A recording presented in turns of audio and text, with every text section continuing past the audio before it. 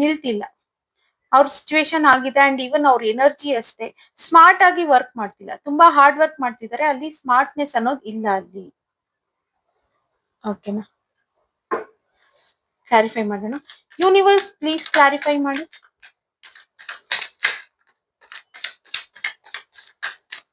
So ನಿಮ್ ವ್ಯಕ್ತಿ ಏನೇ ಮಾಡಿದ್ರು ಅದ್ರ ಬಗ್ಗೆ ಕ್ಲಿಯರ್ ಕಟ್ ಆಗಿ ತಿಳ್ಕೊಳ್ಳೋದಿಲ್ಲ. ಓಕೆ, ಅದ್ರಲ್ಲಿ ಕಷ್ಟ ಇದೆಯಾ ಅಥವಾ ಈಸಿಯಾಗಿ ಆಗುತ್ತಾ ಅಂತ ಏನು ನೋಡೋದಿಲ್ಲ. ಬಟ್ ಒಂದ್ ಫೂಲ್ ಆಗಿ ಸ್ಟೆಪ್ ತಗೊಂಡ್ ಮಾಡೋದಕ್ಕೆ ಹೋಗ್ಬಿಡ್ತಾರೆ. ಆಗ ಅವ್ರಿಗೆ ಅರ್ಥ ಆಗುತ್ತೆ ಹೋದ್ಮೇಲೆ ಮೋಸ ಆಗ್ತಿದೆ. ಇಲ್ಲಿ ಯಾರೆಲ್ಲ ಕಪಲ್ಸ್ ಇದ್ದೀರಲ್ಲ, ಆದಷ್ಟು ಈ ಒಂದು 3 ಡೇಸ್ ಆದಷ್ಟು ಮಾತಾಡ್ತಿರಾನೇ ಇರಿ. ಸಪೋಸ್ ಮಾತಾಡಿದ್ರು ಯಾರು ದಯವಿಟ್ಟು ಆರ್ಗ್ಯೂ ಮಾಡ್ಕೊಳಕ್ ಹೋಗ್ಬೇಡಿ. ನೀವು ಆರ್ಗ್ಯೂ ಮಾಡ್ಬೇಡಿ. ಅಂಡ್ ನಿಮ್ ಪರ್ಸನ್ ಸಪೋಸ್ ಆರ್ಗ್ಯುಮೆಂಟ್ಸ್ ಮಾಡ್ತಿದ್ದಾರೆ ಅಂತಂದ್ರೆ ಆದಷ್ಟು ಕೂಲ್ ಆಗಿರಿ. ನೀವ್ ಜಾಸ್ತಿ ತಲೆಗೆ ಹಾಕೋಬಿಡಿ. ಬಿಕಾಸ್ ಜಗಳ ಅನ್ನೋದು ಜಾಸ್ತಿ ಇದೆ.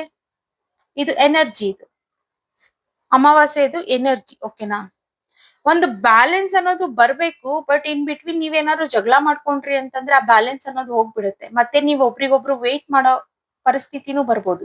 ಈಗ ರೀಸೆಂಟ್ ಆಗಿ ನೋ ಕಾಂಟ್ಯಾಕ್ಟ್ ಅಲ್ಲಿ ಇದ್ದವರು ರೀಸೆಂಟ್ ಆಗಿ ರಿಯೂನಿಯನ್ ಆಗಿರ್ಬೋದು, ಅಥವಾ ನಿಮ್ ವ್ಯಕ್ತಿ ಕಾಂಟ್ಯಾಕ್ಟ್ ಸಹ ಮಾಡಿರ್ಬೋದು ನಿಮ್ಮನ್ನ. ಸೊ ಈ ರೀತಿ ಏನಾದ್ರು ಮತ್ತೆ ಜಗಳ ಆಯ್ತು ಅಂತಂದ್ರೆ ಮತ್ತೆ ನೀವು ಒಬ್ರಿಗೊಬ್ರು ವೇಟ್ ಮಾಡ್ಕೊಂಡು ಕುತ್ಕೊಳ್ಬೇಕಾಗ್ಸುತ್ತೆ. ಸೊ ಏನಂತಂದ್ರೆ ಒಂದ್ ಕೇರ್ಫುಲ್ ಆಗಿ ಮಾತಾಡಿ ಅಂಡ್ ಕೇರ್ಫುಲ್ ಆಗಿ ಹ್ಯಾಂಡಲ್ ಮಾಡಿ ಏನೇ ವಿಚಾರವಾಗ್ಲಿ.